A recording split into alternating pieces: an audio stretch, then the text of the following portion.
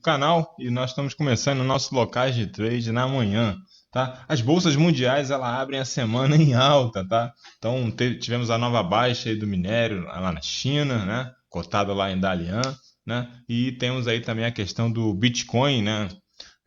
No radar, mas não só o Bitcoin, todas as criptomoedas aí tivemos uma grande queda aí na semana passada, né? Começou há 2 semanas atrás e temos boas oportunidades, né? Chegamos ao fundo, não tem como saber, mas que as oportunidades estão melhores do que antes, sem sombra de dúvidas, tá? E depois aí no final do vídeo a gente vai falar um pouquinho sobre quais são esses criptoativos aí no radar. Vamos aqui então ao nosso mini índice, né? Vendo aí o nosso Trade System, né? O que ele traz para a gente aí de leitura, tá bom? Vamos ver aí. Na sexta-feira, né? Nós fizemos aí, né? Tivemos aí uma máxima no último pregão, tá? 123 mil, tá bom? 123.240, tá? E o que aconteceu aqui para a gente entender como é que funciona o operacional? Né, tivemos aí um pivô de baixa, né, que é o nosso boxe amarelo, né? A gente olhando aqui para baixo, para a gente entender aí, para tirar dúvida do pessoal lá do Telegram também, como é que funciona o operacional, o que nós tínhamos aqui de indicativo, né? E faltou um, né? Eu vou colocar esse triângulo aqui só para... Deixa eu ver se eu consigo botar aqui. Só para a gente entender. O que o operacional prega, né? Digamos assim. A gente atua o quê? Com 3 de 3 confirmações, tá? Ou 2 de 3 nas compras e vendas de risco. E eu vou explicar aqui que isso aqui foi uma venda de risco e elas são altamente lucrativas e temos aí um alvo, né, muito focal, né? Então o que aconteceu? O mercado abriu, né? Gapzinho de alta, um boxezinho com base na abertura do pregão anterior, né? Que serviu ali como uma região de, no caso aqui era uma resistência que foi rompida, né? E ele passou, né, a faixa de abertura do dia, né, do dia do último pregão, que é o Price Guide aqui, tá? O Price Guide é um indicador que, na verdade, ele foi criado para outros fins, né, que é criar faixas de níveis de preço com base na abertura, até 10 níveis de nível de preço. Mas a gente faz uma adaptação nesse indicador Price Guide, a gente usa como ele faixa de abertura real time, digamos assim, né? Ela é atual, porque se a gente for usar o outro indicador, o Prior Quote, né? Da onde a gente tira o ajuste, fechamento, enfim, ele é atrasado na abertura, tá? Então, eu recomendo usar o Price Guide, quem quiser montar operações em cima da abertura, a gente monta muitas operações em cima da abertura, que a gente chama de ponto de retorno, tá? Então, você tem que atualizar o nível de preço para 1 e variação de ticket 0, você tem a abertura do dia real time, como a gente está tendo aqui, tá vendo? Abertura do dia. Então vamos lá.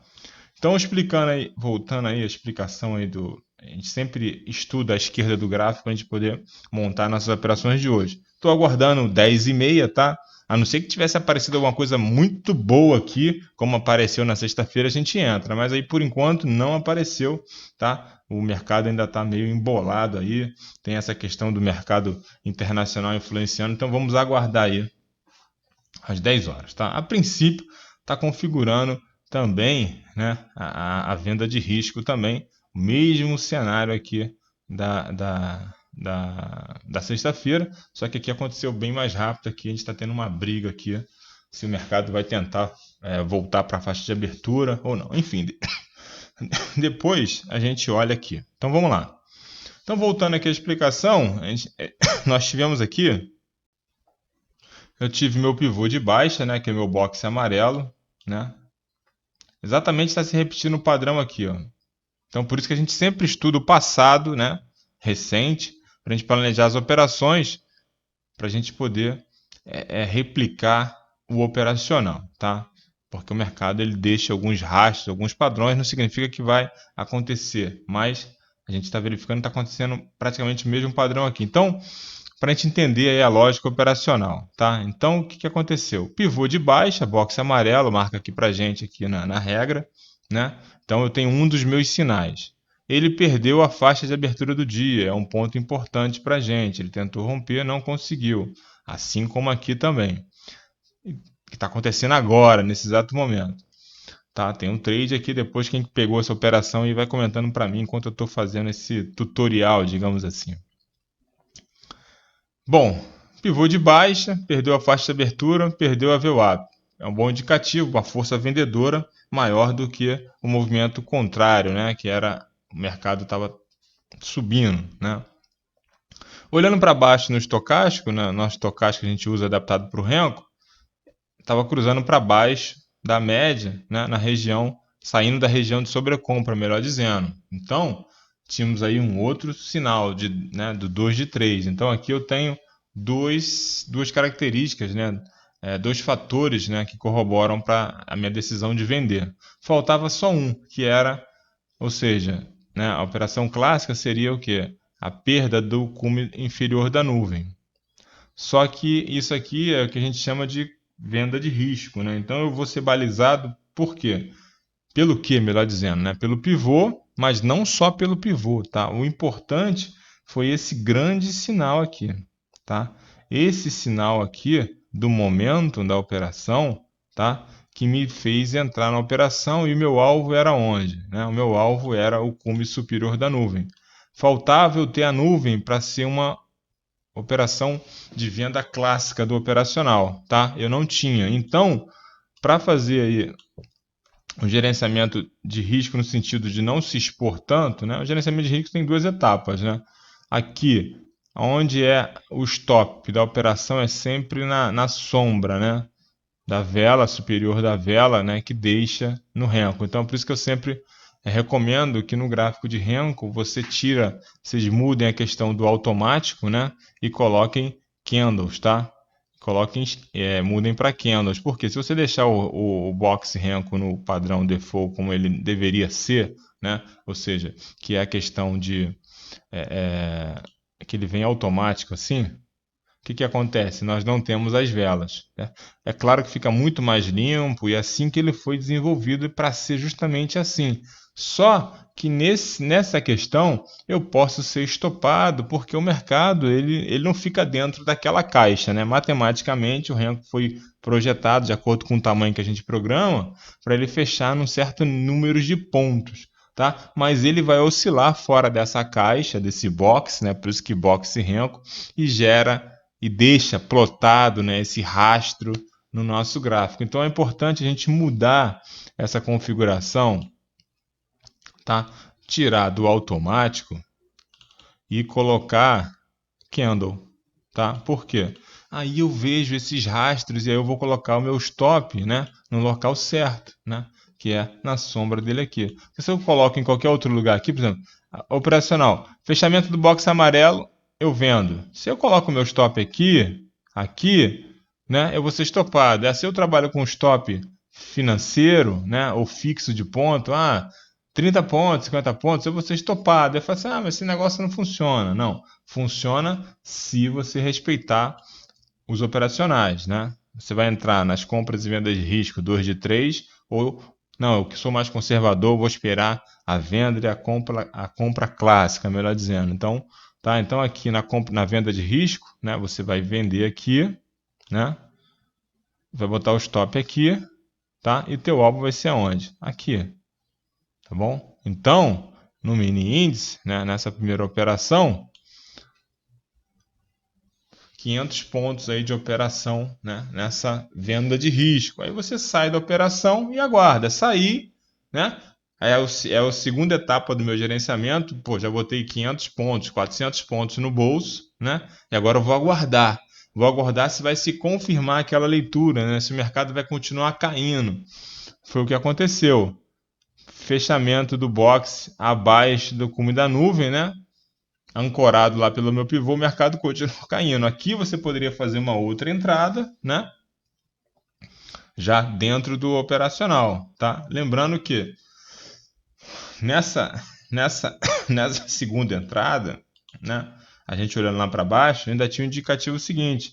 Meu estocástico já estava em níveis buscando níveis de sobrevenda, mas ele não dava indicativo de reversão desse momento. Então, mesmo assim, são trades mais comedidos, né? Então, você vai entrar e botar alvos também curtos aí de 2 a 3 pelo menos 3 boxes aí para frente, pegando mais de 300 pontos e saindo sempre com segurança, tá? Isso aí é o que a gente busca no operacional, essa segurança, saber porque está entrando. Então, quem não pegou a operação da venda de risco, né? Pô, a venda de risco é muito mais lucrativa, né? Porque eu vou pegar o movimento lá na sua origem, né? Mas eu poderia ser estopado ali também, caso aqui surgisse um pivô amarelo, azul no caso, né? Mas isso é muito raro acontecer. Não que seja raro, mas é muito difícil acontecer, ainda mais próximo da faixa de abertura, tá bom? Enfim, essa aí foi uma operação bem legal para a gente poder verificar. O mercado ainda não está com aquela velocidade, né? Ainda tem coisas, como eu falei das notícias aí no início, tem coisas para acontecer, né? Segunda-feira, a questão da resultados aí, como é que vai se comportar realmente aí o mercado americano diante dessas notícias aí da questão da inflação, enfim. E tá meio paradinho aqui, então uma entrada aqui, por isso que eu prefiro operar sempre a partir de 10h30, né, onde a gente já tem mais um direcional do que vai acontecer, né? Então aqui, por exemplo, teve uma venda de risco aqui também, né? Venda de risco, mesma coisa, perdeu a faixa de abertura, né? Só que a gente está acima da nuvem, né? Lembrando que acima da nuvem são operações de compra, por isso que a gente chama de venda de risco, né? A despeito de eu ter o meu estocástico aqui saindo da região de sobrecompra, cruzando para baixo, o mercado ainda não está totalmente definido, não está aquela velocidade, e são aqueles trades mais agoniantes, né? Então, por exemplo, quem entrou aqui, né, e você já sentiu esse embaralho aí, né? Já teve oportunidade de sair no gain, com certeza, porque essas operações ancoradas pelos nossos pivôs, elas são bem lucrativas e bem assertivas, tá? A gente tem pelo menos aí 80% de chance de estar certo, né? Entrando nesse operacional. Então aqui já poderia ter zerado com 100 pontos, tá? Já poderia ter zerado com 100 pontos e falar assim, caramba, vou ver o que vai acontecer. Tudo indica, tá? Tudo indica, matematicamente aí, tudo indica que esse box que está sendo formado, tá? Ele vai ser um box roxo, tá? Ele vai ser um box assim, ó, roxo como esse aqui, tá? Por quê? Por que o box roxo? O box roxo é uma tentativa de virada do momento ali do mercado, ou seja, ele tenta virar e tenta virar um pivô contrário àquela direção, ou seja, um box azul, tá? Como aconteceu aqui, tá? Como aconteceu aqui, tá? Aí ele vira para cima, vai fechar aqui e vai buscar esses níveis aqui. No caso aqui, tudo indica por quê? Porque eu estou falando que vai virar um box lilás, né? Roxo. Porque eu continuo com o meu estocástico saindo da região de sobrecompra, né? Cruzando para baixo, buscando níveis mais baixos. E o alvo aqui dessa operação é o cume superior dessa nuvem aqui, tá? O mercado vai continuar descendo, tá? Pelo que eu tenho de leitura aqui desse mercado, tá bom? Então vamos aguardar aí o que vai acontecer, tá bom? E a operação que a gente vai buscar, né? É se a nuvem vai servir como suporte, tá? Se a nuvem vai servir como suporte, quando sair as notícias lá do mercado lá fora, na verdade notícia não, abrir o mercado lá fora, vai repercutir aqui alguma coisa para a gente e vai dar esse direcional, se o mercado ele vai continuar caindo ou se o mercado ele vai voltar, né? A nuvem vai servir como um suporte e a gente vai voltar nesse sentido para cima aí, tá? E sempre olhando para o nosso estocástico, tá? Então, é o que está acontecendo aí no mini índice. É isso aí. Vamos dar uma olhada agora no mini dólar, se ele está mais direcional, tá? O mini dólar é interessante, né? Como ele está meio que espelhado no índice, né? O índice está para baixo, o mini dólar também está para baixo. Mesma coisa que aconteceu aqui no mini dólar. Essa aqui o pessoal gosta muito, que o dólar é bem mais rápido, né? Pivô, boxe amarelo, perdeu a VWAP, né? Perdeu a faixa de abertura. Aí, o que a gente tem aqui? Né? Aí você vem vendendo aqui, né? Por quê? O estocástico aqui cruzou para baixo, saiu, né? tá? Região aí de sobrecompra também. Então tem 2 de 3 confirmações, tá? 2 de 3 confirmações. Então aqui essa operação aqui, por isso que a gente tem que olhar os dois ativos e verificar qual que está melhor, né? Durante a fase da abertura, né? Por exemplo, o dólar está bem melhor do que o índice, né? Não adianta ficar lá preso no índice lá. Dá uma olhadinha no dólar e ver como é que está o direcional, como é que está a volatilidade aí, ou a velocidade aí do mercado. Tá? O dólar, fechamento do box amarelo, perdeu o VWAP, né? 4, 8, 12, 16, 20, 24 pontos, 28 pontos e o mercado continuou caindo. Aqui seria a venda clássica, tá? Aqui foi a venda de risco, né? Por que venda de risco? Eu tenho o estocástico e o pivô. Eu estou acima da nuvem. Então a minha nuvem vai ser meu ponto de saída, né? Então quando bater aqui eu saio. Depois eu vejo o que vai acontecer, tá? Então 4, 8, 12, 16, 20, 24 pontos. Eu acho que não está ruim para 9h30 da manhã, né? 24 pontos no dólar, sabendo o que está fazendo, tá? E agora aguardando. Por quê? Olha o que está acontecendo aqui embaixo. O estocástico está na região de sobrevenda, tá? E está cruzando para cima da média. E se ele sair do 20, eu vou ter um... Aqui, o que vai surgir aqui para mim? Isso aqui não é bola de cristal não, pessoal. O nome da regra é até bola de cristal, né? Crystal ball, tá? Vou ter aqui um pivô, um boxe azul, porque o mercado chegou naquele nível de preço e ele vai tentar... a nuvem vai servir ali, vamos ver se a nuvem vai servir realmente como um suporte, né? Vamos ver se a nuvem vai servir como um suporte. Se gerar para mim aqui um pivô de alta azul, um box azul, é por isso que eu não entro vendendo aqui, né? Por quê?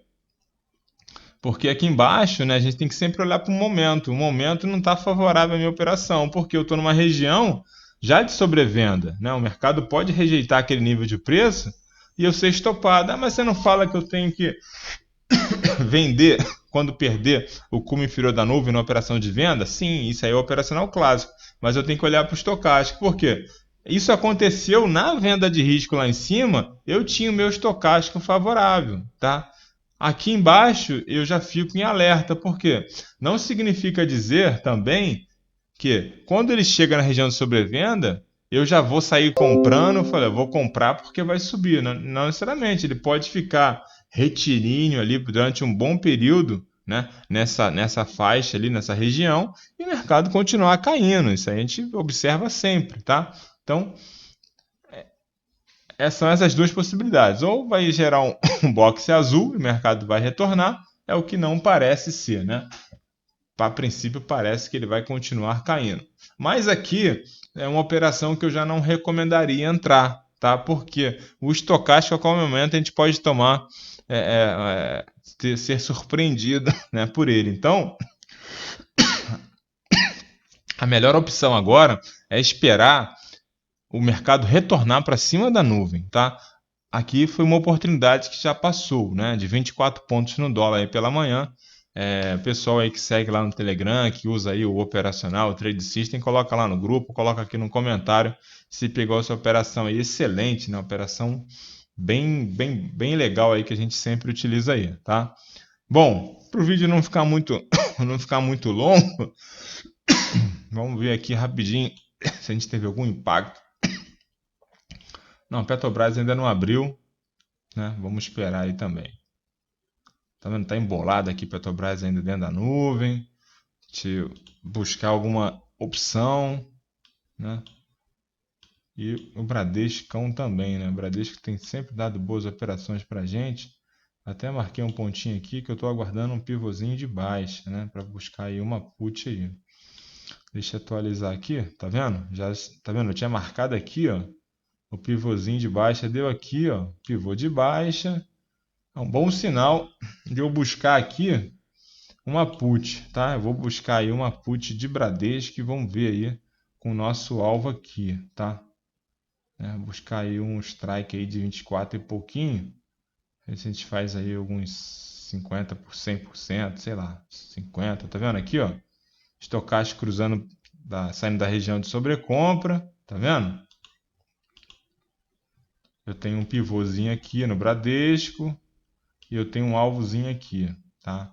Eu tenho MA aqui também, então vamos buscar alguma coisa aí na casa dos 24, 23 e pouquinho. Aí buscar aí comprar uma put, tá?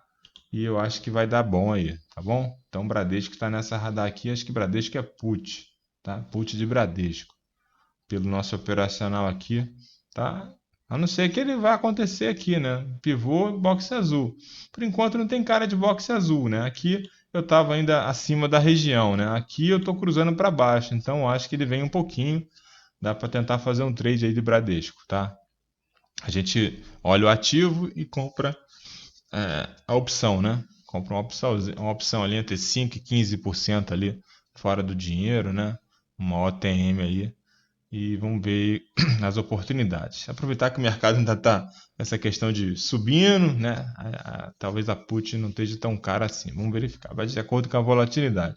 E para a gente fechar esse vídeo aí, para não ficar tão longo aí, para a gente, né, se preparar, tomar um café aí. Café não, um café para poder operar aí, um cappuccino, né? Alguma coisa aí, para a gente começar a operar. Vamos dar uma olhadinha aqui na que a gente tem aqui de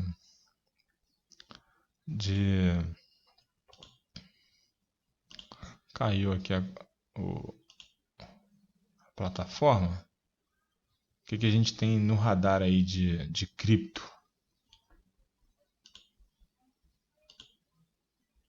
Essa corretora aqui, essa exchange, melhor dizendo, né? Ela é chinesa, se eu não me engano, é lá do outro lado do mundo, né? É como a Binance também, só que a Binance agora está sediada em Malta, né? Desde aquele último mercado de urso aí, aquela crise toda, uma das perseguições lá da China, né? Ela saiu e foi para tá em Malta agora para não ter nenhum tipo de interferência aí do governo chinês, né? Diretamente, né? Mas essa aqui, essa MSX, é uma corretora muito utilizada lá, né? No mundo asiático, digamos assim. E ela tem muitos projetos, assim, muitos tokens que são lançados experimentais, digamos assim, que chamam de laboratório, né? E se derem certo aqui no sentido de ter muita demanda, enfim, se popularizarem, aqui é como se fosse um laboratório da Binance, né? Então, muitos tokens que são lançados aqui, depois futuramente eles acabam sendo listados na Binance. Foi o caso do TLM, né? Aquele Alien Worlds, né? Aquele token lá, com a questão do NFT, de mineração, daquele jogo, né? E acabou sendo um grande fiasco lá na Binance, né, no sentido de o token ter sido listado aqui na MSX dia 9 de abril, se não me engano, a 40 centavos, né, foi o preço lá do lançamento.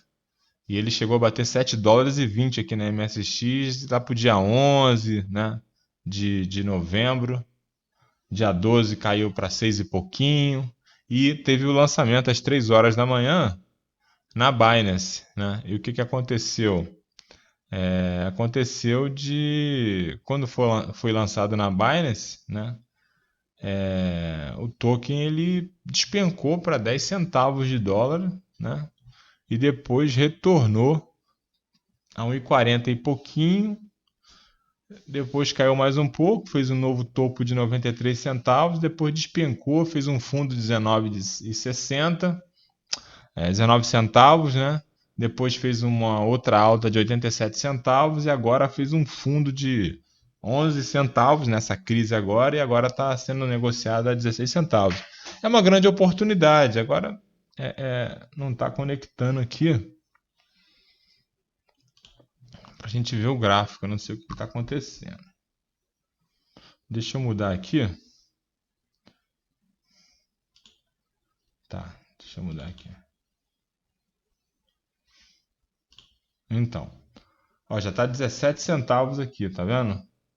O TLM, né? É isso que eu estava falando para vocês. É um dos que tem grande oportunidade aí, tá?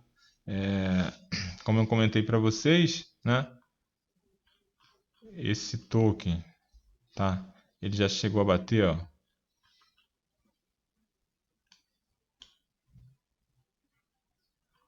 5 dólares e 95, né? Começou a ser listado aqui no TradingView, né? Veio a cotação que veio para cá do dia, né? Mas ele já fez a máxima de 7,20. Fez um fundo aqui em 11, né? 11 centavos praticamente. E agora está sendo negociado aí a 17 centavos, tá? É uma grande oportunidade aí. O mercado começou a se recuperar, né? Então tem essa oportunidade aí do TLM, né? Então tá vendo? Ele tá na região de sobrecompra, né?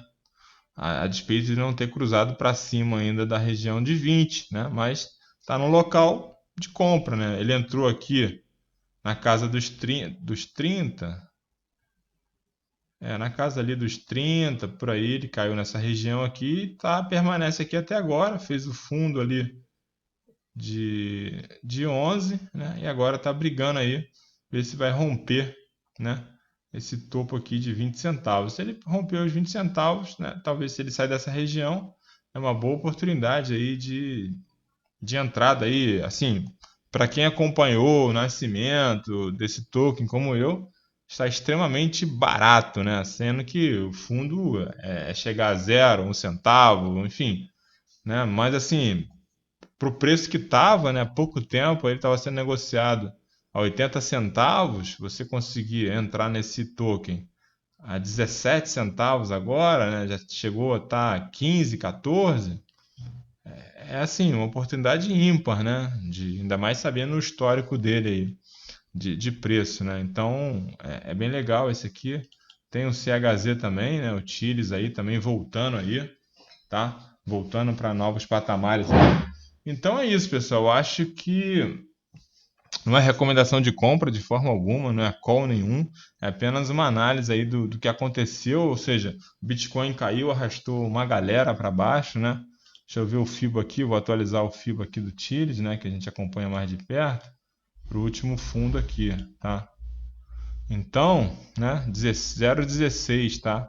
Então, se ele chegar na região de 0,23 de FIBO, ele já está em 33 centavos, né? Se ele retornar para essa faixa aqui do 0,168 de Fibonacci, que é justamente onde está a nuvem de Ichimoku aqui, a gente está falando já de 50 centavos, a gente está falando aí de pelo menos 100% de lucro aí, né? Tá? Tem o Akita, né, que é um meme lá do Dogecoin, lá do Dogecoin, né? E ele explodiu, né, quando o Dogecoin estava subindo aí. É variação de fração de centavo de dólar. Não vale nem um centavo de dólar para vocês terem uma noção. Mas só que nessa fração de centavo de dólar, existem milhares de dólares aqui de lucro que você pode ter, ou centenas de dólares, depende do que você vai aportar aqui, né? Tá vendo aqui, ó? Então ele também tá nessa região aqui, né, de sobrecompra. Enfim, para o preço que bateu na máxima, né? Depois eu vou traçar o fio dele aqui, ele deve estar na região de, né, 0,20 ali por ali, então também está com bem atrativo aí.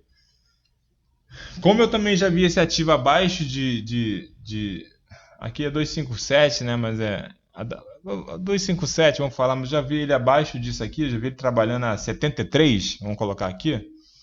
Então eu considero até não caro, né? Mas dá para entrar também, tá? Também tá, em comparação com o que ele fez, o Akita Inu, né, que é um meme lá do Dogecoin lá, tá? Então são esses aí que estão no radar, tá? Esse Akita, ele é negociado lá naquela MSX, né? Também em caráter experimental, ele está lá num período de 90 dias, pode ser deslistado também, então é um risco, é muita especulação aqui, ele não está fixo na plataforma, né? Não é negociado em muitas bolsas, né? Em muitas exchanges, né? Se eu não me engano, está na Poloniex, está na MSX, então dá para correr de uma para o outro aí se acontecer algum problema, né? O TLM ele já está na Binance, né? Então tem essa questão também.